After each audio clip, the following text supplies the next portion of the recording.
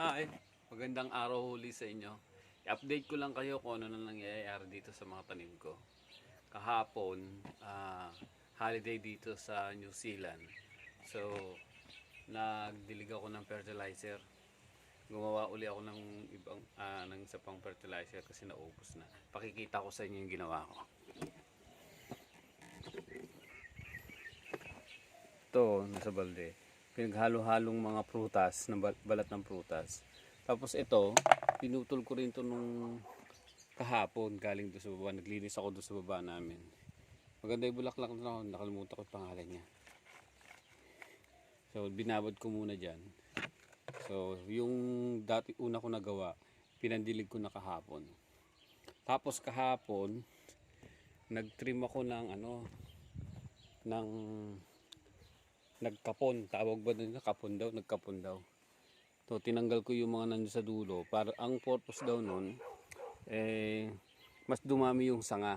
Pero may mga bunga na siya. Tagi-isang bunga na. Ayan o. May mga bulaklak na siya. So, kahapon, tinanggal ko yung... Ito, hindi ko na tinanggal kasi may bunga rin siya eh. Oh. So, yan. Ito, may bulaklak na rin siya.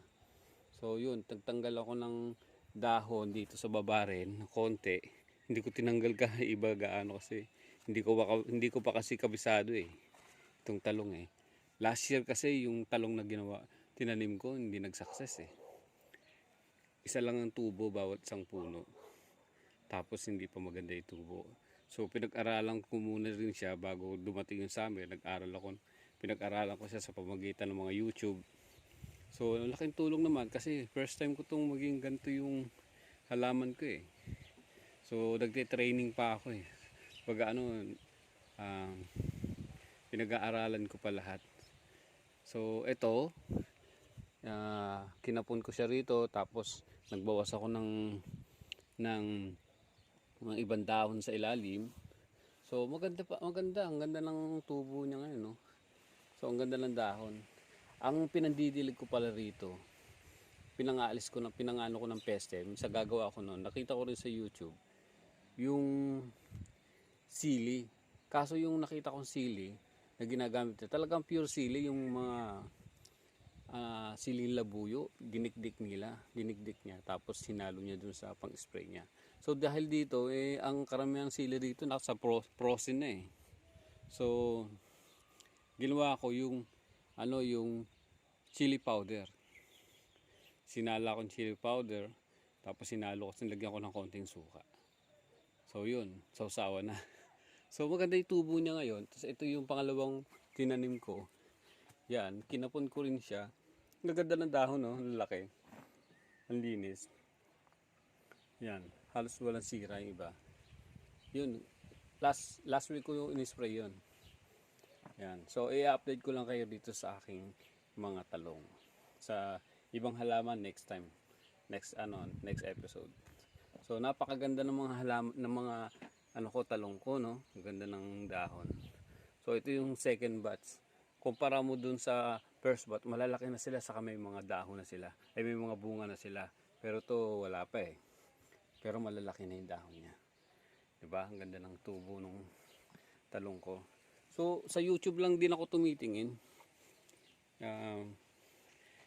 Kasi nakita ko yung mga ibang tanim nila, ang gaganda eh. So sinubukan ko, okay naman, tama naman. Oo, tama naman yung mga sinabi nila. Lalo na yung ayoko rin naman kasi mag-spray ng mga mga chemical eh, kasi kinakain din namin to eh.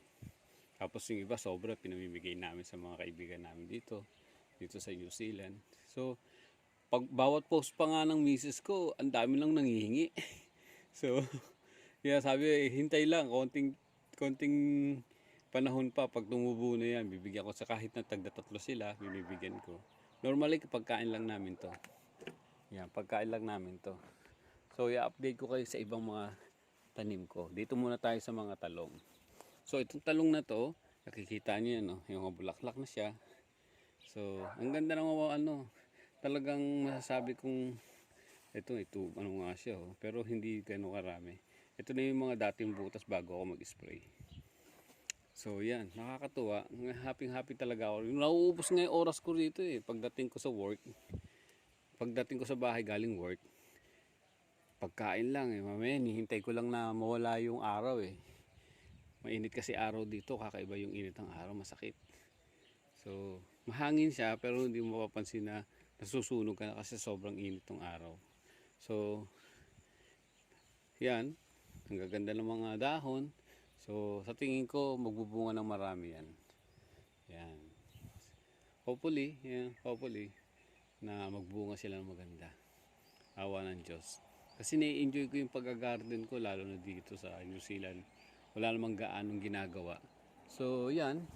Ito ang aking hobby. Wala nang... Pag tumatagal ka rin naman sa abroad, nawawala na yung mga hilig mong makipag-banding-banding ng madalas. Ganyan, hindi tulad dati na bago kami rito. Halos kada Sabado may mga nagpa-party. Hindi naman party, dinner. Yan, mga dinner lang. Sa ngayon, ano na eh.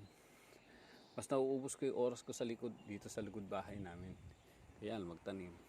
So, happy talaga ako ngayon sa resulta ng talong namin. Puro sa mga puno na yan. Ang gaganda, tinan mo. Hindi ko alam kung ito ay mahaba o yung malalaki yung matatabang talong. Kasi tinanim ko to, nakita ko doon sa picture na binili kong buto, medyo pahaba siya eh. So hopefully masarap yung pahaba eh. Diba sa Pilipinas talagang yung mga talong sa atin doon yung mga pahaba eh. Diba? Pero okay naman din yung mga bilog, pang torta, tapos pang gulay sa ibang mga luto. Hindi naman ako nagluluto eh, si Miss din siya. Kaya ako taga-tanim, siya taga-luto. So update ko kayo sa ibang mga tanim namin. Ako naglalakihan na yung bunga. Yan. Maraming salamat sa inyo. Magandang araw sa inyo. God bless. Naway kayo rin ay patuloy na pagpalain ng Diyos sa bawat pangangailangan ninyo. Lahat, maraming salamat. Suportahan nyo konti yung yung vlog ko. No. Thank you.